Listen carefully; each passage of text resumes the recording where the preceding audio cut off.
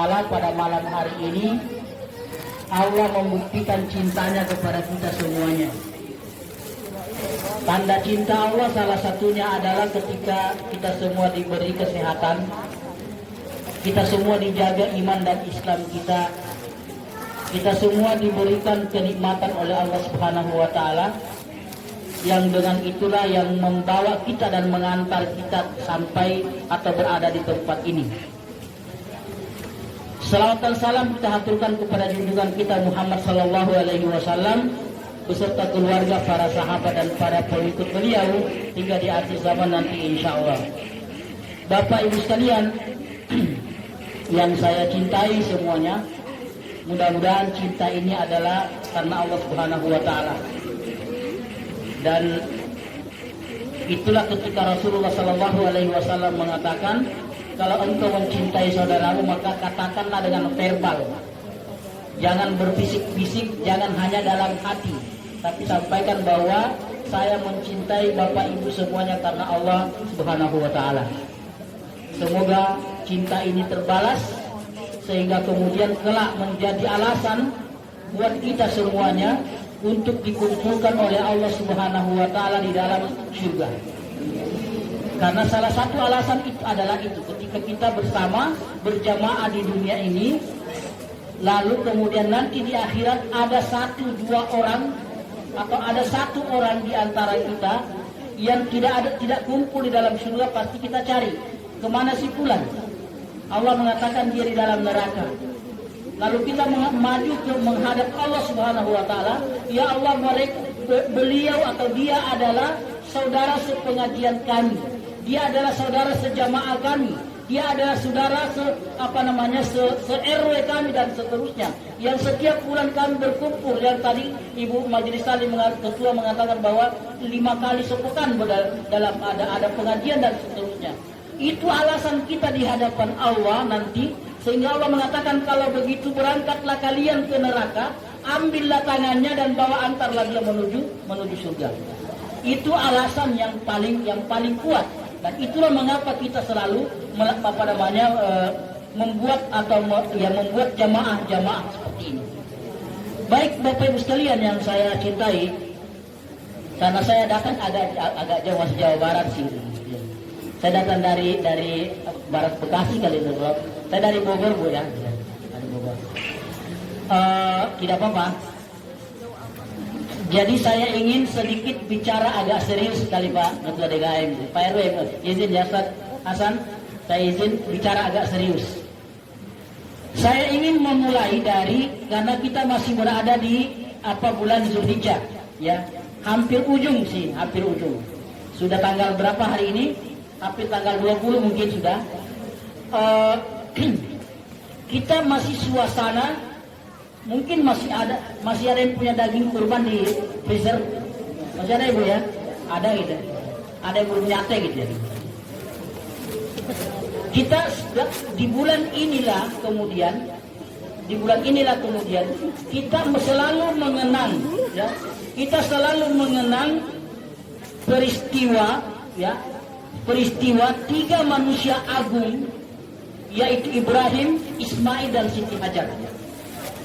Walaupun Bapak Ibu sekalian sudah mendengarkan khutbahnya pada hari Lebaran kemarin, tapi saya ingin mengulangi ini supaya ini semakin menguat di dalam benak kita, dalam pikiran kita, bahwa betapa Nabi Ibrahim, Ismail dan Siti Hajar telah membawa contoh yang luar biasa, telah mengajarkan kepada kita sesuatu yang luar biasa. Saya ingin mengawali untuk menyentuh perasaan kita semuanya. Saya ingin mengawali dari kisah yang kita sudah tahu semuanya, yaitu ketika Siti Hajar baru saja melahirkan anaknya yang bernama Ismail. Lalu turun perintah Allah Subhanahu wa Ta'ala mengatakan, wahai Ibrahim, bawa anak dan istrimu yang baru melahirkan itu ke sebuah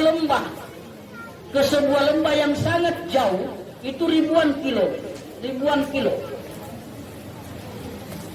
Tapi saya tidak ingin kita bicara detil sampai dalam perjalanan mereka seperti apa. Tetapi perintah pertama yang turun adalah bawa anak dan istrimu ke sebuah lembah yang namanya Bakkah atau Mekah, yang kita kenal Mekah hari ini. Sesampai di sana, Nabi Ibrahim alaihissalam melaporkan kepada Allah, Inni askantu min dzurriyyati biwadin ghairi dzi zar'in 'inda baitikal muharram. Ya Allah, laporan kira-kira begitu kalau bahasa kita, ini bahasa Pak RW kira-kira. Laporan, ya Allah, aku telah menempatkan sebahagian dari keturunanku di sebuah lembah yang tidak bertanam tanaman. Tak selembar pun rumput ada di sana. Yang sudah pernah ke Mekah pasti lihat, di sekeliling Masjidil Haram tidak ada rumput yang tumbuh. Sampai saat ini. Dari dulu sampai saat ini. Biwadin ghairi dzi zar'in, di sebuah lembah yang tidak bertanam tanaman. Kita bisa bayangkan kalau misalnya kita sampai kepada satu tempat yang sama sekali tidak ada tanam-tanaman, maka bagi kita ada sesuatu yang mungkin luar biasa. Bukan hanya tidak bertanam tanaman, tapi tidak ada penduduknya, tidak ada manusia, tidak ada kehidupan, tidak ada sumber mata air, Karena orang-orang Arab pada masa itu, di mana ada sumber mata air, di sanalah mereka berkumpul. Dan ternyata di sekitar Ka'bah itu tidak ada orang yang berkumpul. Berarti tidak ada sumber mata air.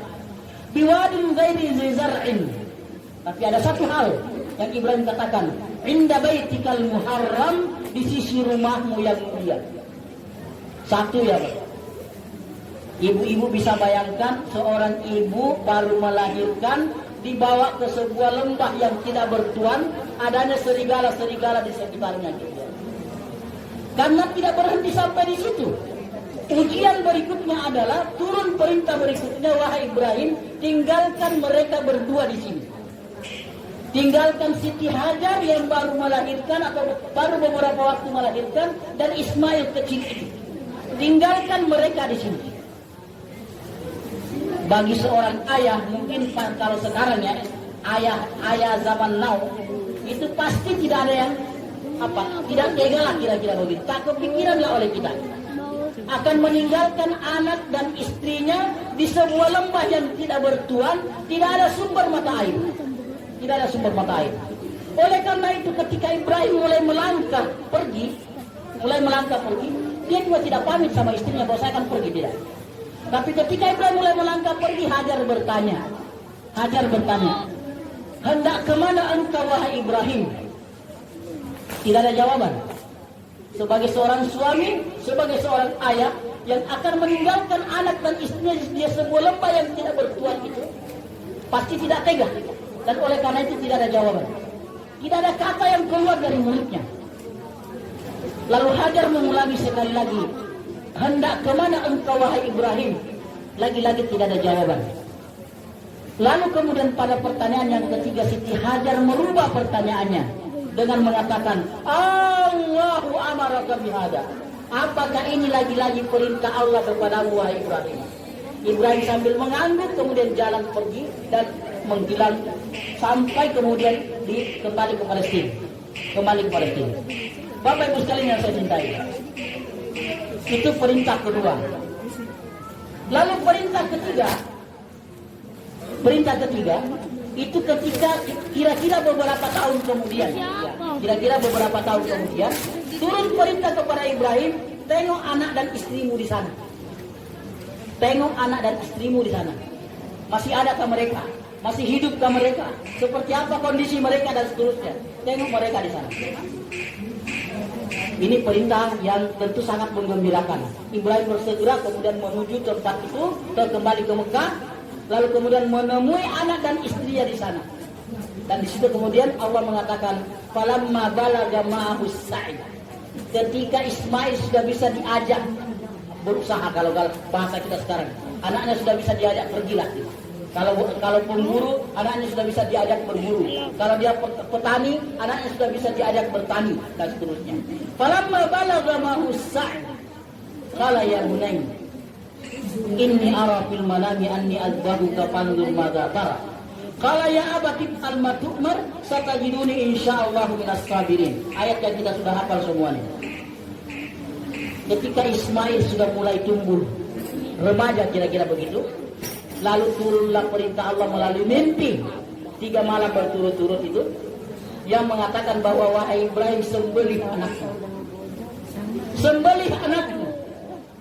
Ini benar-benar di luar nalar kita, di luar pikiran kita.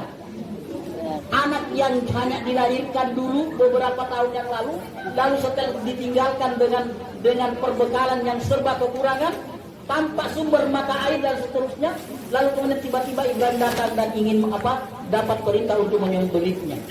Bapak Ibu sekalian, dari peristiwa-peristiwa ini kita bisa mengambil satu kesimpulan pendek. Yang pertama adalah mengapa Ibrahim bisa sekuat itu, ya? Bisa sekuat itu. Mengapa Ibrahim bisa setaat itu? Mengapa Ibrahim bisa setangguh itu? Mengapa Ibrahim punya cinta yang luar biasa kepada Allah Subhanahu wa taala? Dan ini semua alasan mengapa Ibrahim alaihissalam mendapat julukan dari Allah. Pertama adalah Khalilullah, kekasih Allah. Khalilullah, kekasih Allah. Yang kedua adalah Ibrahim mendapat julukan sebagai Abul Anbiya atau Sayyidul Anbiya, tuannya para nabi, bapaknya para nabi. Lalu kemudian julukan yang ketiga adalah Allah mengatakan Inna Ibrahim kana ummah. Sesungguhnya Ibrahim itu adalah selevel dengan umat. Kalau bahasa kita umat itu kan sekelompok orang. Tapi sekelompok orang ini kemudian Ibrahim sendirian itu disebut oleh Allah Subhanahu wa taala sebagai umat. Bapak Ibu sekalian yang saya hormati, dari peristiwa tadi ini Ibrahim sama sekali tidak mengetahui apa yang ada di balik semua itu. Pertama, mengapa Ibrahim dapat perintah untuk mengantar mereka ke situ, ke tempat itu? Sekarang terjawab. Karena kemudian setelah Ibrahim berdoa agar Mekah ini, lembah ini didatangi oleh orang-orang. Dan betul sekali bahwa beberapa tahun atau beberapa puluh tahun kemudian berdatanganlah manusia ke sana, termasuk kita-kita yang sudah pernah umrah, sudah pernah berhaji dan akan sampai kiamat. Itu adalah doa Ibrahim. Ya. Itu adalah doa Ibrahim. Satu ya, Ibrahim tidak pernah tahu bahwa akan datang orang-orang ke sana berjuta-juta manusia. Yang kedua, Ibrahim tidak pernah tahu bahwa setelah dia meninggalkan Ismail dan Siti Hajar di tempat itu, yang tadinya tidak ada sumber mata air di situ, tiba-tiba kemudian meluncurlah atau muncratlah, keluarlah air Zam-Zam yang kita semua sudah pernah menikmatinya. Ibrahim tidak tahu bahwa lewat hentakan kaki atau tumit Ismail kecil akan keluar air Zam-Zam dari situ. Hajar pun tidak tahu. Tapi semua adalah kemudian itu terjadi. Ya. Ibrahim tidak tahu ketika hendak menyembelih kemudian Allah ganti dengan sebuah bidhibahin azim, sebuah sembelihan yang besar. Ibrahim tidak tahu. Benar-benar Ibrahim tulus ikhlas menyembelih anaknya. Tapi kenapa golok itu tidak mau melukai